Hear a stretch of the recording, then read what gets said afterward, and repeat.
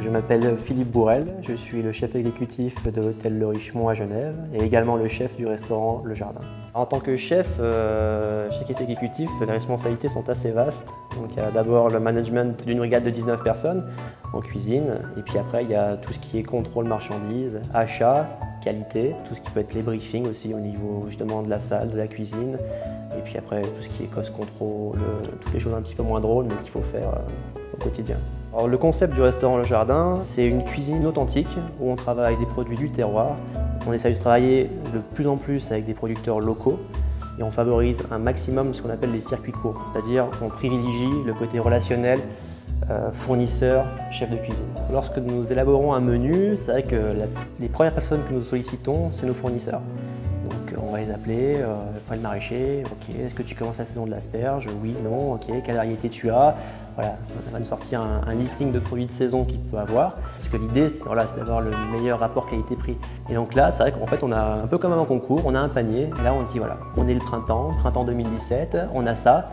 Ok, on prend un livre, on a une page blanche. Comment est-ce qu'on va écrire la carte 2017 au jardin?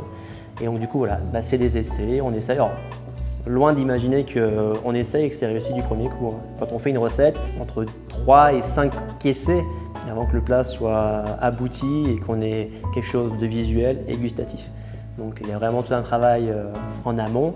Et encore, ce que moi j'aime bien faire, quand on parle de carte, quand on parle de cuisine, et encore une fois, il y a le côté convivial, le côté échange, et puis du commis au sous-chef, au chef exécutif, on est ensemble, ok, la carte printemps, on va faire ça, qu'est-ce que vous en pensez? Goûte, ah oui, donc voilà, chacun donne son avis.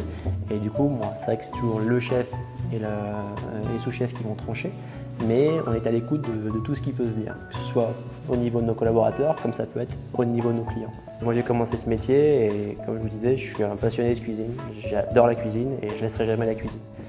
Donc en fait, aujourd'hui, ma charge de travail est 2 fois plus lourde parce que le matin, quand j'arrive, je suis en cuisine. J'élabore le plat avec mes gars, je fais le service et donc du coup, je consacre essentiellement la partie administrative de mes journées sur les après-midi.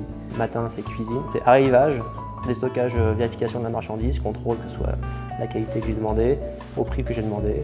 Derrière, c'est tout de suite mise en place avec les cuisiniers parce qu'il faut, quoi qu'il arrive, il y a un devoir de transmission de connaissances et puis il faut être pédagogue aussi. On a aussi à notre charge la responsabilité de former la génération de demain. On se doit d'être sur le terrain au quotidien pour leur montrer comment on cuit un légume, comment on cuit une viande, comment on fait une sauce, comment on fait un jus. Donc à l'inverse peut-être de certains chefs exécutifs, je reste quand même présent en cuisine et presque à 95% de mon temps je suis en cuisine. Il faut être un bon manager, être à l'écoute de ses équipes, il faut être un bon gestionnaire. Parce qu'il y a des comptes à rendre au niveau de la comptabilité, au niveau des achats, au niveau des ventes. Et puis il faut être un amoureux du métier, et donc forcément un cuisinier aussi avant tout.